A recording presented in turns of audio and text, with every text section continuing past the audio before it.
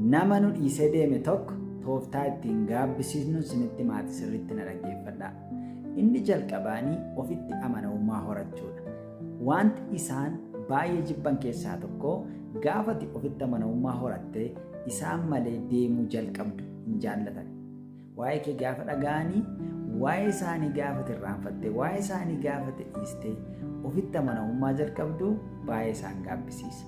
Inni lammaffaan ofii kee mul'isaa, ofii kee guddisaa, ofii kee beeksisaa gaafa deemtu baay'ee hin jaallatan. Kana jechuun kallattiidhaan osoo hin taane al-kallattiidhaan ofii kee beeksisuu, ofii kee guddisuu, ofii kee jabeessuudha.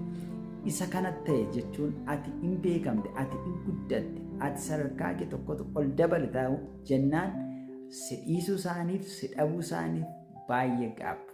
Mee kana hojiirra oolchaa. Namoonni gorsa barbaadan immoo anaan illee na haasofsiisuu dandeessu. Galatoomaa.